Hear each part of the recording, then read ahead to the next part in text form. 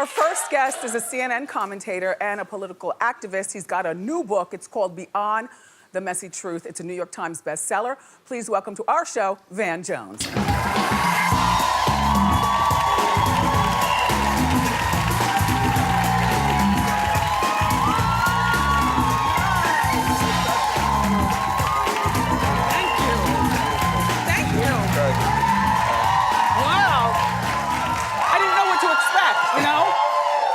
I didn't know what to expect.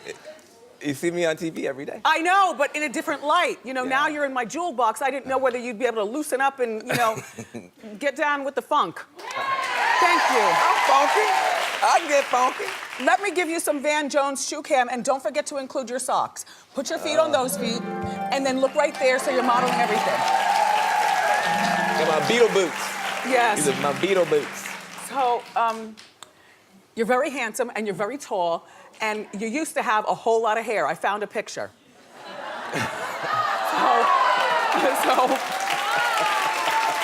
Van, Yeah. are you bald by choice or?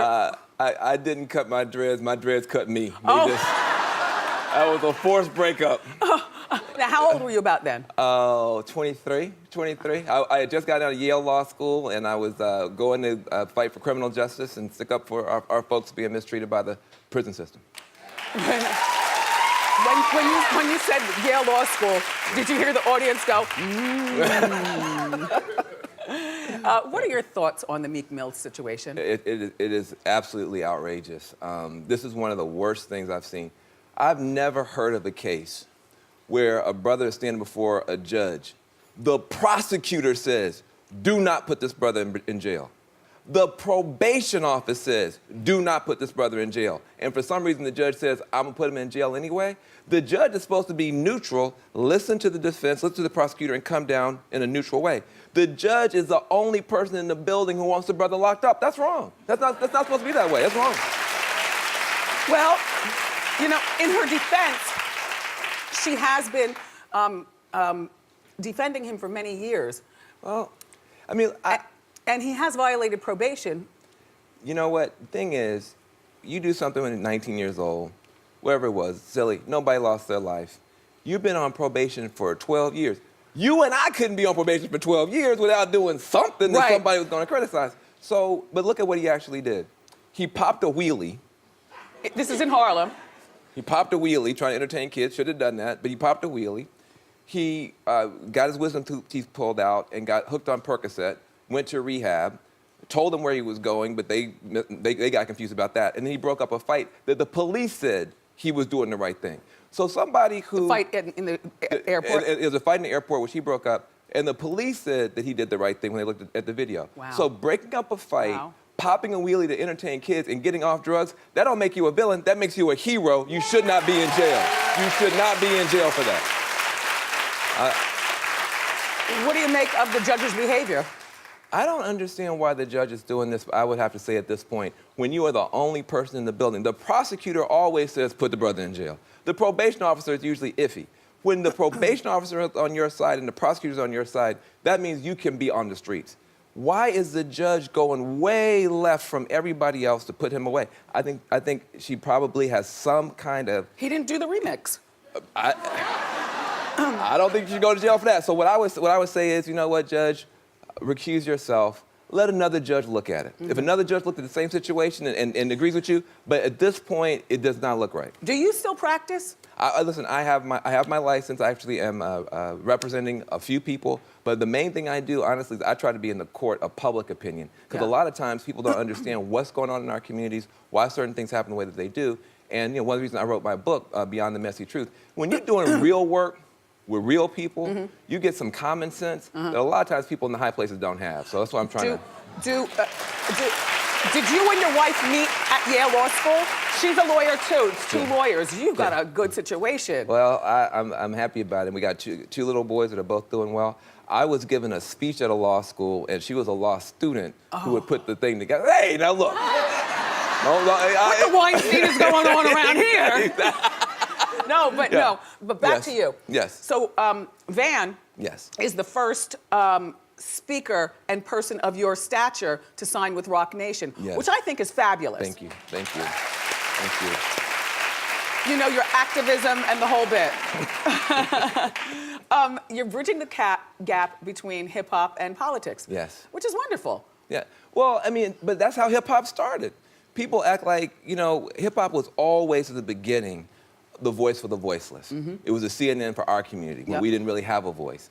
And so it makes perfectly good sense to me that Rock Nation and I would be together. But also, listen, where is the line now between entertainment and politics? You got a reality TV star with a model wife in the White House doing a reality TV show every day. So, from my point of view, that's just my view. That's just my view.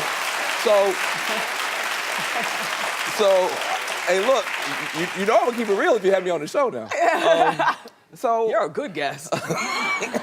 So from my point of view, I think that it's all about getting the stories told, getting the voices heard. You know, people said, you know, Van Jones is the only person who's quoting hip hop lyrics on CNN. But I mean, listen, LL Cool J said he lied about the lies that he lied about. That sounds like Trump. So I had to go ahead and put that out there. Yeah. You know, so you know, when you have a community with as much creativity and vibrancy and genius and stuff as we do, we shouldn't hide that. We should put that on CNN and any other place. And I'm proud to be a part of it. Things might be turning around, though. I mean, all across the country, the Dems, we're winning. We're winning. And hopefully we'll do the right thing. So now, what is this white lash thing? Yes. People lashed out at you because when Trump won, you called it white lash. What is that? Well, what I was trying to talk about was the fact that not all the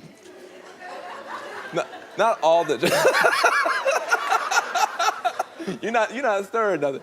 But what I was trying to talk about was, and I've been a part of politics, watching politics, in and out of politics, 25 years. I've never seen a campaign where neo-Nazis, Ku Klux Klan, is out there cheerleading for a candidate, celebrating when that candidate wins. So I'm not saying by any means that all the Republicans are that. No way. I'm not saying all the Republicans are Nazis. But I am saying for some reason all the Nazis were, on that night, were Republicans. And there's something wrong with that. And we've got to be able to talk about the good and the bad and be honest about it. So I think that some people voted for Trump for good reasons, because they were concerned about the economy or whatever. But there were some people who voted for Trump for very nasty reasons. And we got to be able to talk about both. All right, so now listen. I love that you have a book. Congratulations, it's a New York Times bestseller. Yes. But and however. Thank you. But and however. How you gonna have a but after my bestseller? Because the most interesting thing so far, because I haven't read the book yet. Yes, that's good. At least she's honest. But the most interesting thing about the book so far is the dedication. He dedicated the book to Prince. Oh, yeah. So random. No, it's not random. How do you know him? Who are you, Van Jones? Oh, see, I work for a president, I work for Barack Obama, and I work for a Prince, Prince Rogers Nelson. How did you meet him? I was running my mouth, shocking to you, I was running my mouth on TV about 10 years ago talking about helping kids learn how to put up solar panels so that we could have solar panels in the hood, the kids could have jobs. It was called greenforall.org, and it's still around, it's still doing good work. And Prince saw me on TV talking about it, and he sent me a check, but it was anonymous. And so look, in the hood, you don't take no anonymous money. That could be anybody's money. So I'm like, nope. It came back and said, nope. A check for how much? It was a lot of money. I don't want to put it on. I heard $1 million. It wasn't quite $1 million, but it was a high number. And so I'm like, I'm not going to prison. I kept sitting in the back. So how'd you find out it was him? And so his lawyer called. I think the lawyer was going to get fired. The lawyer said, would you please take this check? I said, not till you tell me who it is. He said, I can't tell you who it is. I said, I'm not taking it. He said, well, I can tell you that his favorite color is purple. Wow. So I said, you got another problem. Now I ain't gonna cash it. I'm gonna frame it. I said, nah, that's my dog. Prince? And then you ended up forging this relationship. Yeah. You've been out to his house. Yeah. And you're very interesting, Van Jones. You need to come back here. I would love to come. Yeah. Can I come back? Yeah. Pick up a copy of Van's book. It's called Beyond the Messy Truth. It's in stores now.